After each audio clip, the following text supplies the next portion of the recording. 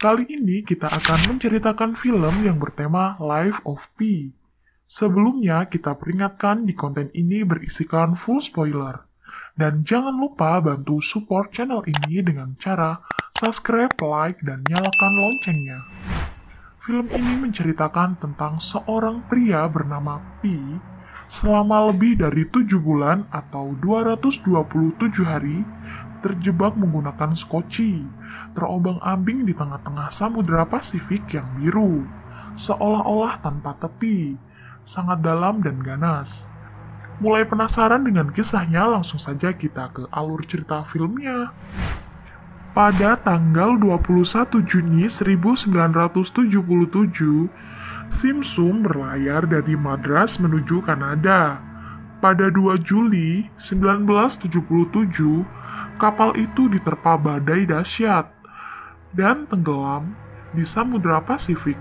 Hanya ada satu skoci yang berhasil diturunkan, membawa penumpangnya yang terdiri dari Pi, seekor zebra yang kakinya patah, seekor orang hutan, seekor hiana tutul yang ganas, dan seekor harimau royal Bengal seberat 225 kg. Pi mencoba mengatur hiana yang berperilaku liar. Pi menginginkan semua hewan yang di atas sekoci agar tenang dan tidak panik. Hiana yang perlahan menaati lama-lama mengikuti nafsunya untuk memakan zebra yang lemah. Tidak lama kemudian, giliran orang hutan yang menjadi sasaran hiana. Di sisi lain, Pi sedih sekaligus marah karena perintahnya untuk jangan melakukan hal tersebut diabaikan. Tanpa disadari, harimau keluar dari bagian skoci yang tertutup. Pi harus keluar dari skoci karena harimau mengganas karena panik dan kelaparan.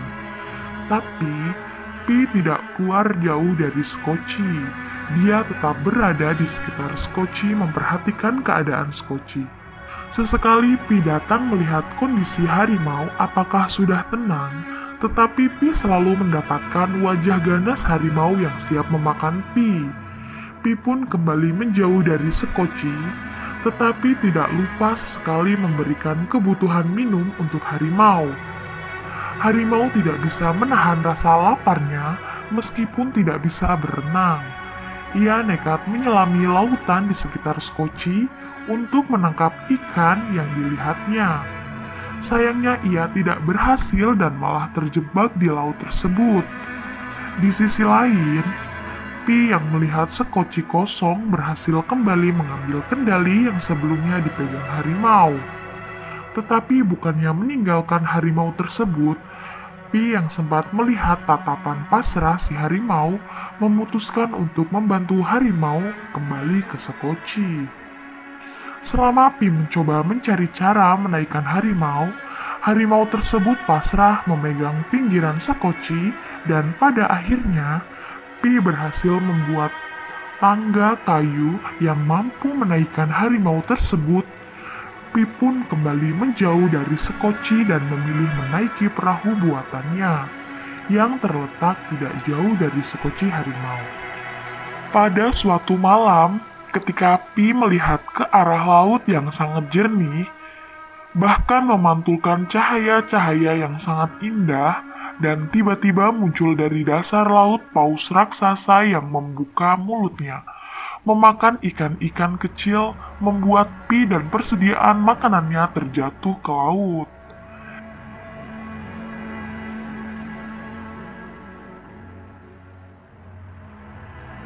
Dikala bahan makanan menipis, kejadian tidak terduga terjadi. Kawanan ikan terbang yang dikejar oleh tuna berlari melewati skoci. Harimau mencoba mendapatkan makanan ikan terbang dari kesempatan itu. Begitu juga Pi. Ia memberanikan diri berada di atas perahu untuk mendapatkan ikan terbang tersebut. Sebuah keberuntungan terjadi. Salah satu tuna yang mengejar ikan terbang meloncat dan terjatuh dalam skoci. Dalam seketika, ikan itu pun menjadi sorotan mata harimau dan Pi. Harimau berusaha mendapatkan tuna itu di tengah tumpukan ikan terbang yang berserakan di dasar skoci.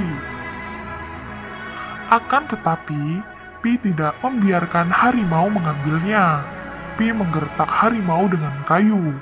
Reaksi awal harimau memberontak. Akan tetapi pada akhirnya ia patuh akan maksud gertakan Pi. Pi pun mengambil tuna itu, mengirisnya menjadi potongan kecil untuk dimakan olehnya dan harimau.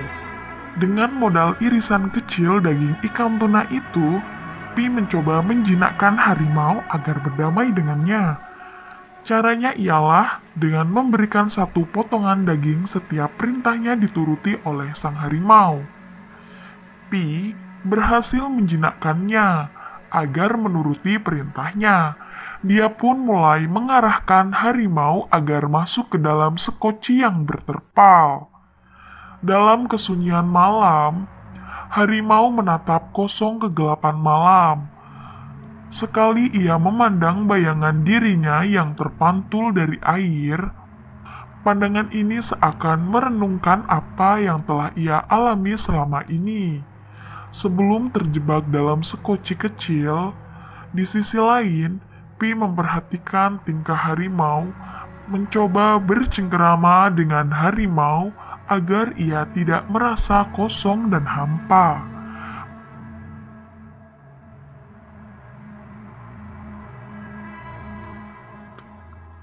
Badai terlihat mulai mendekati sekoci dan perahu buatan Pi. Pi pun mempersiapkan diri menghadapinya. Petir menyambar laut sekitar sekoci. Beruntung mereka di atas sekoci sehingga terhindar dari bahaya sengatan listrik. Bersama badai, cahaya terkadang mengintip dari balik kumpulan awan hitam kelam.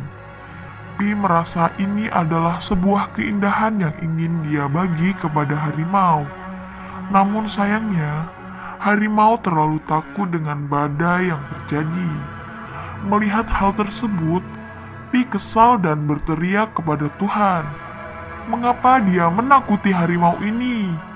Habis berteriak, Pi mencoba menutup kembali perahu dengan sekoci dan agar harimau merasa aman.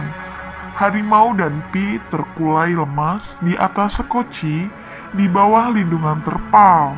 Badai pun mulai berlalu, tetapi keadaan seperti sudah kritis. Baik lagi Pi dan harimau, Pi mencoba memangku harimau yang sudah lemas.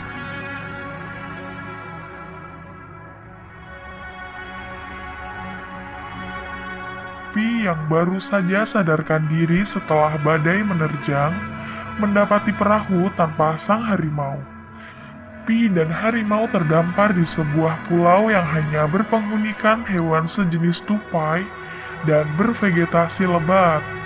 Pi dengan tubuh lemas mencoba mengambil makanan berupa rumput dan batang di tepi pulau itu. Tak lama setelah tenaga terasa sudah pulih, Pi baru mengelilingi pulau.